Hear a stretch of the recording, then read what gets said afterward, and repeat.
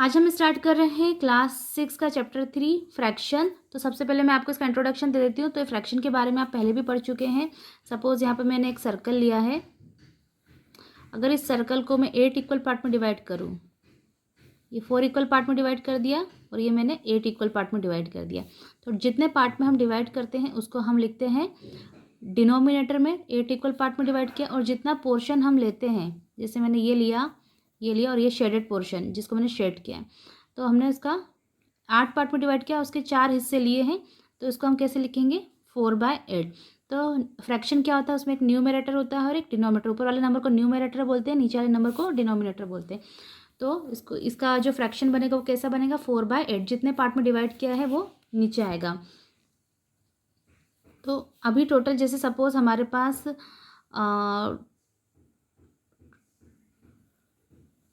4 apples हैं और हमको इसे 2 लोगों में बांटना है। तो आपको पता है अगर 4 एप्पल को अगर आपको 2-2 लोगों को में बांटना है तो एक को आप 2 एप्पल दोगे, एक को आप 2 एप्पल दोगे। तो अगर चार टोटल 4 एप्पल है, 4 एप्पल है, 2 लोगों में बांटना है तो एक को आप 2-2 मिल जाएगा। आपने ये कैसे निकाला कि टोटल एप्पल आपके पास कितने थे 4 थे और आपको कितने में डिवाइड करना है 2 इक्वल पार्ट में डिवाइड करना। तो जितने इक्वल पार्ट में डिवाइड करना होता है उसको हम नीचे लिखते हैं। जैसे हमने इसको 8 इक्वल पार्ट में डिवाइड किया था तो 8 को नीचे लिखा था। अब इस 4 एप्पल हैं, 4 एप्पल को हमें 2 लोगों में डिवाइड करना है। जितने में डिवाइड करना है उसको हम नीचे लिखते हैं। तो 4/2। तो एक को कितने मिलेंगे 2। 4 का अगर हम 2 से डिवाइड करें तो पता है 2 2 ज़ा 4, 2 2 ज़ा 4। तो आंसर इज 2। 2 1 ज़ा 2, 2 2 ज़ा 4। तो आंसर इज 2। तो एक को कितने मिलेंगे 2 एप्पल मिलेंगे। अब सपोज वापस से इसी एग्जांपल लेते हैं। अगर आपके पास 4 एप्पल्स हैं, 4 एप्पल्स हैं और आपको इसे 3 लोगों में बांटना है, 3 लोगों में। तो 3 कहाँ आएगा, आपको कितने लोगों में बांटना है 3 लोगों में। तो एप्पल कितने 4 है, जितने में बांटना है उसको हम नीचे लिखेंगे। तो ये इम्प्रॉपर फ्रैक्शन है क्योंकि ये डिवाइड नहीं होगा। अगर आपको 4 एप्पल 3 लोगों में बांटना है तो आप कैसे बांटेंगे,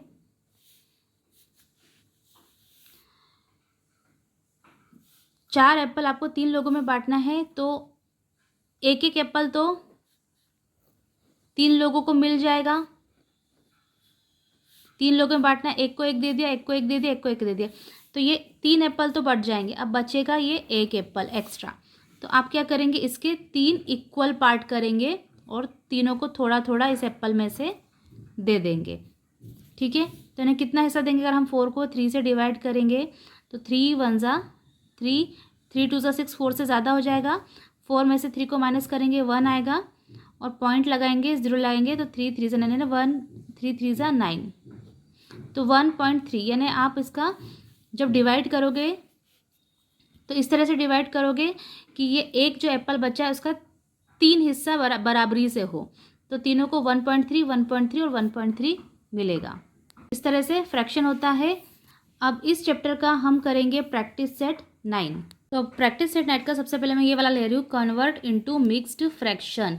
ये इम्प्रॉपर फ्रैक्शन है, इसको हमें मिक्स्ड फ्रैक्शन में कन्वर्ट करना है। मिक्स्ड फ्रैक्शन क्या होते हैं, जब कोई नंबर इस फॉर्म में होता है, सपोज 3 और 2/9। तो इस तरह के फॉर्म में जो फ्रैक्शन होता है उसको मिक्स्ड फ्रैक्शन बोलते हैं। क्यों मिक्स्ड बोलते हैं, क्योंकि मिक्स है।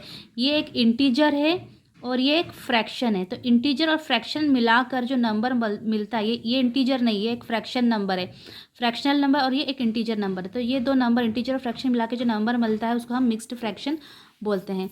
तो ये एक इम्प्रॉपर फ्रैक्शन दिया है, इसको हमें कन्वर्ट करना है मिक्स्ड फ्रैक्शन में। तो कैसे करेंगे, सबसे पहले हम 30 को डिवाइड करेंगे 7 से। तो 7 4 ज़ा 28, 7 5 ज़ा 35 ज़्यादा हो जाएगा। तो 35 ज़्यादा हो जाएगा तो हम उसका जस्ट पहले वाला लेंगे, 7 4 ज़ा 28, माइनस करेंगे तो 2 बचेगा। 30 में से 28 को माइनस करेंगे 2 बचेगा। अब इसको मिक्स्ड फ्रैक्शन में हम कैसे लिखेंगे, तो सबसे पहले जो 7 होता है उसको डिनोमिनेटर में लिखेंगे। जो डिवाइज़र है, डिवाइड करने का काम कर रहा है, वो डिनोमिनेटर में जाएगा। यहाँ पे भी देखो 7 नीचे है और यहाँ पर जो आंसर है वो साइड में आता है, जो आंसर है वो साइड में आता है और जो रिमाइंडर है वो ऊपर जाता है, इस तरह से। तो ये इम्प्रॉपर फ्रैक्शन को हमने मिक्स्ड फ्रैक्शन में चेंज कर दिया, दैट इज़ द आंसर। अब इसको सॉल्व भी करेंगे वापस, 7 4 28, 28 में हम 2 प्लस करेंगे 30/7, वापस से हमको ये वाला फ्रैक्शन इम्प्रॉपर मिल जाएगा। सेम वैसे ही हम इसको सॉल्व करेंगे, इसको हमें इम्प्रॉपर फ्रैक्शन है, इसको हमको मिक्स्ड फ्रैक्शन में कन्वर्ट करना है। तो हम 7 को डिवाइड करेंगे 4 से, तो 4 1 ज़ा 4, 4 2 ज़ा 8 ज़्यादा हो जाएगा तो हम 1 टाइम लेंगे, 4 1 ज़ा 4, 7 में से 4 को माइनस करेंगे तो 3 बचा। अब इसको हम मिक्स्ड फॉर्म में कैसे लिखेंगे, सबसे पहले नीचे क्या आएगा, जो डिवाइज़र है 4, जो आंसर आया 1 वो साइड में आएगा और जो रिमाइंडर है वो ऊपर जाएगा। तो ये इम्प्रॉपर फ्रैक्शन को हमने मिक्स्ड फ्रैक्शन में चेंज कर दिया। तो मैंने आपको 2 सम करके बताए हैं, इसके आगे की जो सम बुक में दिए हैं वो आप खुद करेंगे, और अगर कोई प्रॉब्लम आती है तो आप मुझे कमेंट बॉक्स में पूछ सकते हैं।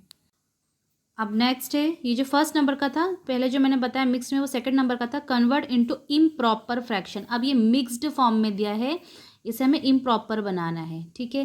तो इम्प्रॉपर बनाने के लिए कैसे लिखेंगे, सबसे पहले हम इसको इस फॉर्म में लिखेंगे, 7 एक इंटीजर है प्लस 2/5 ये एक फ्रैक्शन है, इसको हम पहले इस फॉर्म में लिखेंगे। इसके बाद हम क्या करेंगे, तो आप डायरेक्टली कर सकते हैं कि 5 को आप 7 से मल्टीप्लाई करें और 2 से प्लस कर दें, इस तरह से 7 मल्टीप्लाई बाय 5, ये नंबर यहाँ मल्टीप्लाई हो जाएगा और प्लस 2, और उसके बाद डिनोमिनेटर में आ जाएगा 5। आप इसको डिटेल में भी कर सकते हैं, कैसे कर सकते हैं मैं आपको एक और तरीका बताती हूँ कि 7 के नीचे हमेशा 1 होता है, कोई भी नंबर इंटीजर के आगे हम हमेशा 1 मानते हैं, क्योंकि 1 की 7/1 मतलब भी 7 ही होता है, प्लस 2/5। अभी हम पिछले क्लासेस में पढ़ चुके हैं कि डिनोमिनेटर सेम होता है तो हम नंबरों को ऊपर डायरेक्टली प्लस कर लेते हैं। अभी यहाँ पर डिनोमिनेटर सेम नहीं, इसका डिनोमिनेटर 1 है और इसका 5 है, तो दोनों के डिनोमिनेटर को हम पहले इक्वल करेंगे। तो ये 5 अगर हम 1 में 5 का मल्टीप्लाई कर दें तो ये भी 5 हो जाएगा नीचे।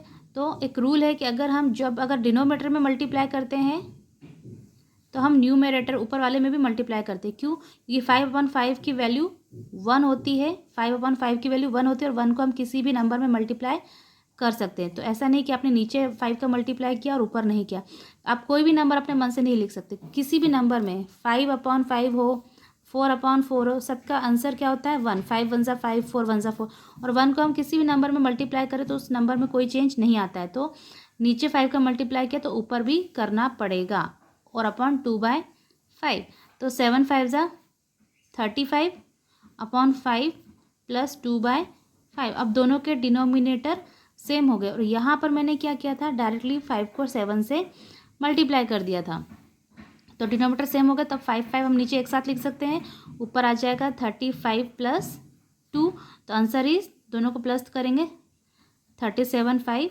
ये आंसर आ गया, ठीक है। और यहाँ पर मैं क्या कर रही हूँ, मैंने ऐसा कुछ नहीं किया कि मैं इस पे नीचे 1 सपोज कर रही हूँ फिर मैं डिनोमिनेटर इक्वल कर रही हूँ, मैंने डायरेक्टली 5 को 7 से मल्टीप्लाई कर दिया और प्लस 2 और पूरे अपॉन में 5, तो 7 5 ज़ा मल्टीप्लाई करेंगे 35, इन दोनों को मल्टीप्लाई करके मैंने यहाँ लिख दिया, और plus 2 as it is divided by 5, तो 37, दोनों को प्लस करेंगे 37/5। तो 2 मेथड में मैंने आपको बता दी, आप इस तरह से भी कर सकते हैं कि पहले इसके नीचे 1 आप मानेंगे, फिर दोनों के डिनोमिनेटर को इक्वल करेंगे, और उसके बाद फिर इक्वल होने के बाद फिर इस तरह से सॉल्व करेंगे, या फिर आप इस तरह से भी कर सकते हैं। अब एक और क्वेश्चन मैं ले रही हूँ, 5 1/6, तो इसको हम कैसे लिखेंगे, पहले 5 + 1/6। अब 6 का मल्टीप्लाई हम किस में करेंगे, 5 में, 5 multiply by 6 plus 1 as it is, और पूरे के अपॉन में 6। और ऐसे भी आप कर सकते हैं, सेकंड कैसा है, किसके अपॉन में हम 1 मानेंगे, फिर दोनों के डिनोमिनेटर इक्वल करेंगे, 6 और का नीचे भी मल्टीप्लाई करेंगे, ऊपर भी, दोनों के डिनोमिनेटर इक्वल हो जाएंगे, तो आप वैसे भी कर सकते हैं। 5 6 ज़ा 30 और प्लस 1 अपॉन 6, तो आंसर क्या आ गया, 30 + 1 31/6, दिस इज द आंसर। तो ये हमने मिक्स्ड फ्रैक्शन को इम्प्रॉपर फ्रैक्शन में चेंज कर दिया, ये मिक्स्ड फ्रैक्शन है और इसको हमने किस में चेंज कर दिया, इम्प्रॉपर फ्रैक्शन में। अब एक क्वेश्चन है third, if 9 kg rice is shared amongst 5 people, अगर 9 किलो चावल 5 लोगों में शेयर किया जाता है। चावल 9 किलो है और उनको 5 लोगों में इक्वली डिस्ट्रीब्यूट करना, इक्वली बांटना है। How many kilogram of rice does each person gate? तो ईच पर्सन ने, हर एक पर्सन को कितना किलोग्राम राइस मिलेगा? तो टोटल राइस कितना है? 9 kg। Total quantity of rice is equal to 9 kg। Number of people, लोग कितने हैं? 5 लोग हैं। 9 किलो चावल है और 5 लोग हैं और 5 लोगों में बांटना है। Rice received by each person, तो हर एक पर्सन को कितना राइस मिलेगा? तो टोटल राइस कितना है, quantity, total quantity of rice वो यहाँ लिखेंगे ऊपर, और जितने लोगों में हमें डिस्ट्रीब्यूट करना है, बांटना है, जितने में बांटना होता है मैंने आपको बताया अभी फ्रैक्शन में, वो हम नीचे लिखते हैं। तो टोटल राइस 9 है, 9 kg है और लोग कितने हैं? 5 है। अब हम 9 को डिवाइड करेंगे 5 से, तो 5 1 ज़ा 5, 5 2 ज़ा 10, ज़्यादा हो जाएगा 9 से, तो 1 टाइम लेंगे। 5 1 ज़ा 5, माइनस करेंगे 9 में से 5 को माइनस करेंगे तो कितना आया? 4। ठीक है, अब ये डिवाइड नहीं हो रहा है, आगे कोई नंबर भी नहीं है, तो हम क्या लगाएंगे? पॉइंट लगा के 0 लगा देंगे।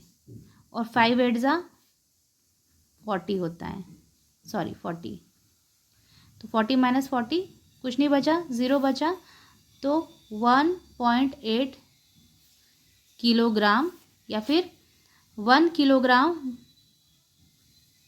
और 8 ग्राम। तो हर एक इंसान को कितना मिलेगा?